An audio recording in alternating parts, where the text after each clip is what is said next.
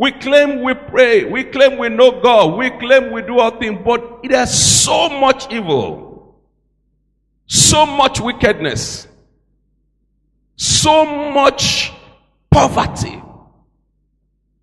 The reason why there's so much in poverty in Africa is not because God has not blessed African. It's because African, we are not giving to each other the way we should give. You are not touching the lives of others the way you should touch it. That's why we have so much poverty in this part of the world. And any nation, any continent, you see where people so much center about themselves and they become materialistic, you see that that nation doesn't develop. Even when we have too much, we still want to gather too much. Even when God has blessed us too much, we still want to gather it and gather it and gather it without investing it in the life of others. That's why we have so much poverty. God has given us what is enough to go around and to make everyone comfortable. What did I say? Comfortable.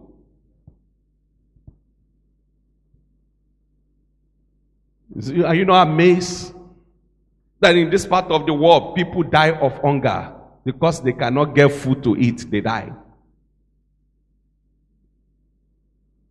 Are you not surprised that in this part of the world, people are drinking bad waters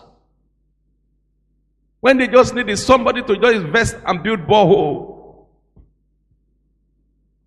Are you not in this part of the world where they are using wheelbarrow to carry a pregnant woman in labor to the hospital?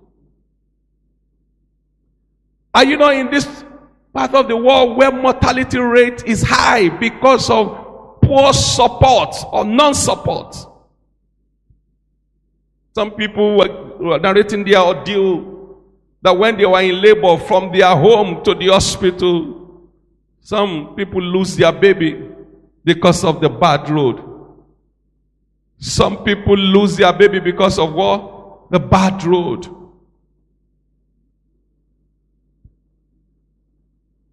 Everybody is waiting for government. Even if you have benefited so much from the government, they still wait for the government to do things. Unless government do it. Unless government give us money. Unless government feed us. He forgot that government or the democracy we claim we practice is the government of the people, for the people, by the people themselves. So you are the government. If we are to go by the definition of what democracy is. You are the government of your house. You are the government of your family. You are the government of your village. You are the government of your town. You are the government of your city. As much as God has put you in a privileged place to help others, you are the government. It's a shame if in your area people are dying of hunger and you are throwing food away. It's a shame. If you have many houses and you still see people living on the streets. So it takes pandemic to know that we can donate houses to government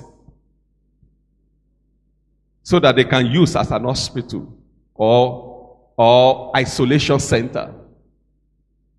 So haven't you known all this why that we have homeless people in this country, in this continent? Don't you know that we have homeless that we could have afford to give one of our houses that every homeless people in this Jawuru come and sleep here for free?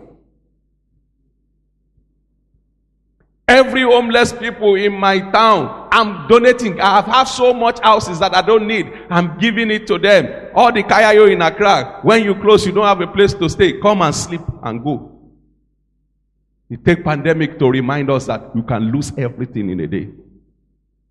It takes pandemics to let us understand that all this vanity upon vanity, all is what? Vanity.